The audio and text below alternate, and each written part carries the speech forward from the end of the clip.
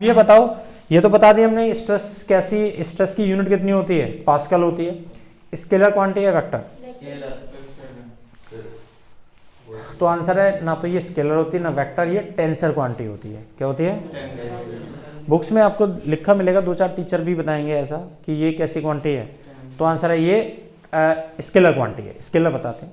अब मैं आपको दोनों को बताता हूँ कि स्केलर वो क्यों बोलते हैं और होता है रियल में ये टेंसर है। टेंसर क्वांटिटीज हम सबको पता है किसे कहते हैं। टेंसर क्वांटिटीज वो होती हैं जिनके पास मल्टीपल डायरेक्शंस होती हैं। क्या होती हैं? और हर डायरेक्शन में उनका मैग्नीट्यूड बदल जाते हैं, हर डायरेक्शन में उनके मैग्नीट्यूड बदल जाते हैं, वो क्या कहलाती हैं?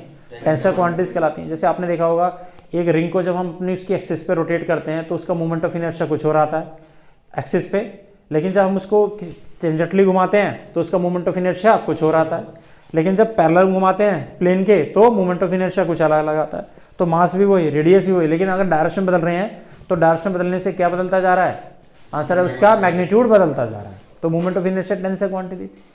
एग्जैक्टली स्ट्रेस भी कैसी क्वांटिटी है? स्ट्रेस भी टेंसर क्वांटिटीज है। स्ट्रेस टेंसर क्वांटिटीज कैसे है? तो जैसे कि देखो एक बलून है, बलून होता है, तो जब हम बलून को फुलाते हैं तो जब हम बलून को फुलाने के लिए हम एयर उसके अंदर ब्लो करते हैं तो वो एयर उस बलून पर फोर्स कहाँ लगाती है? किस डायरेक्शन में लगाती है? चारों तरफ ही तो लगाती है। अगर मैं बात करूं यहाँ से, ये एक बलून था, this is suppose to be a balloon, तो जब हम एयर को ब्लो करते हैं, इसके अंदर एयर को ब्लो करते हैं तो हम ये देखते हैं ये एयर कहाँ फोर्स लगाती है? इधर भी फोर्स लगाती है, इधर भी फोर्स लगाती है, इधर भी फोर्स लगाती है, इधर भी लगाती है, इधर भी लगाती है। तो फोर्स के पास कितने डायरेक्शंस है? मल्टीपल डायरेक्शंस है। दिस इज ये डायरेक्शन किसकी है? फोर्स की है। और हमें पता है एरिया कैसी क्वांटिटी है? वेक्टर है। Area is a vector quantity, वो हम लोगों ने कई बार प्रूफ भी कर रखा है। वेक्टर के अंदर भी एरिया एक वेक्टर क्वांटिटी है और उसकी डायरेक्शन हमेशा नॉर्मल टू सरफेस होती है। जो भी सरफेस है उस सरफेस का जो परपेंडिकुलर होता है वो डायरेक्शन किसकी होती है? एरिया की होती है बेटे। तो the direction of the area is normal to surface. तो इस सरफेस का परपेंडिकुलर ये है तो ये एरिया की डायरेक्शन। इसकी बात करूंगा तो ये है, इसकी बात करूंगा तो ये है, इसकी बात करूंगा तो ये, लेकिन आउटवर्ड डायरेक्शन में कहाँ होता है? नहीं है बेटे समझ में?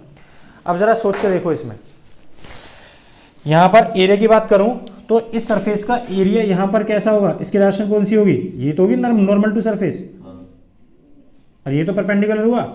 यहां पे बात करूंगा तो इसके परपेंडिकुलर ये हुआ एरिया, इसके परपेंडिकुलर ये हुआ एरिया, इसके परपेंडिकुलर ये हुआ एरिया, और इसके परपेंडिकुलर ये हुआ एरिया। ये तो हुआ। तो अभी आपने देखा, और आपने देखा कि जब हम एयर बलून को ब्लो करते हैं तो यहां पर लगने वाली फोर्स ज्यादा होती है, ये ज्यादा आगे बढ़ता चला जाता है और ये कम आगे बढ़ता है। तो ये भी पता है कि ये फोर्स क्या अनइवनली डिस्ट्रीब्यूट होती है, सब जगह अनइवनली डिस्ट्रीब्यूट है। तो जब मेरी फोर्स मेरी बदलती जा रही है, हर बार फोर्स बदलती जा रही है, तो फोर्स अपॉन में एरिया मेरा स्ट्रेस भी तो बदलता जा रहा है। तो एक बात सोचो कि यहां पर अगर मुझे स्ट्रेस निकालना हो, स्ट्रेस या मुझे प्रेशर कैलकुलेट करना हो, स्ट्रेस कैलकुलेट करना हो, तो स्ट्रेस की वैल्यू यहां यहां यहां हर जगह कैसी आएगी? अलग अलग आएगी। तो स्ट्रेस के पास डायरेक्शन है या नहीं है? है। अरे स्ट्रेस क्या है? फोर्स अपॉन में एरिया। तो यहां भी डायरेक्शन है, यहां भी डायरेक्शन है, यहां तो कहां है? जहां फोर्स है वहीं स्ट्रेस है, जहां फोर्स है वहीं तो स्ट्रेस है। सब जगह देख ले, कहीं भी स्ट्रेस सब जगह, लेकिन हर बार उसका मैग्नीट्यूड कैसा है? अलग अलग है, अलग अलग है ना। तो इसलिए क्वांटिटी क्या कहलाती है? टेंसर क्वांटिटी कहलाती है। अब दूसरा सुन, याद है हम लोगों ने मल्टीप्लीकेशन ऑफ द वेक्टर पढ़ा था? तो मैंने उस मल्टीप्लीकेशन ऑफ द वेक्टर में एक चीज तुम्हें समझाई थी कि नेचर के अंदर दो वैल्यू को हम मल्टीप्लाई करें या डिवाइड करें। अरे डिवीजन भी तो मल्टीप्लीकेशन होता है, उल्टा ले जाओ माइनस पावर आ जाएगी। तो जब भी हम दो वैल्यू की मल्टीप्लीकेशन करते हैं, दो वेक्टर की मल्टीप्लीकेशन करते हैं, तो उनके मल्टीप्लीकेशन दो तरह से होते हैं। पहला मल्टीप्लीकेशन कैसा होता है? सेम डायरेक्शन वाला। कैसा होता है? जैसे मैंने एक बॉडी पे फोर्स लगाई 10 न्यूटन की और वो बॉडी में डिस्प्लेसमेंट भी इधर ही हो गया, तो मेरी फोर्स भी उसी डायरेक्शन में एक लाइन पे काम कर रही है, तो डिस्प्लेसमेंट भी उसी लाइन पे होने लगा। तो जब फोर्स और डिस्प्लेसमेंट दो वेक्टर एक ही लाइन पे काम करते हैं तो नेचर में जो तीसरी क्वांटिटी बनती है उसे हम क्या कहते हैं? Scalar quantity. क्या कहते हैं? तो वर्क अगर एक बॉडी पे मैं फोर्स लगा रहा हूं इधर, तो डिस्प्लेसमेंट भी तो इधर ही हो रहा है, तो फोर्स भी उसी लाइन पे है, डिस्प्लेसमेंट भी उसी लाइन पे है। तो जब दो वेक्टर एक ही लाइन पे काम करते हैं तो नेचर में जो तीसरी क्वांटिटी बनाते हैं वो हमेशा स्केलर क्वांटिटी होती है। क्या होती है? और जब दो वेक्टर 90 डिग्री पे काम करते हैं तो नेचर में तीसरी क्वांटिटी कैसी होती है? वेक्टर होती है। ये हमारी बहुत पुरानी पहचान है। तो अभी तू गौर करके देखियो, यहां पर फोर्स की डायरेक्शन क्या है? ये, और एरिया की डायरेक्शन क्या है, वो भी तो यही है। अरे दोनों सेम लाइन पे तो काम कर रहे हैं, यहां पर भी फोर्स भी इधर ही है और एरिया भी इधर ही है। तो ये एक पॉइंट पर किस तरह से बिहेव कर रहे हैं, स्केलर की तरह।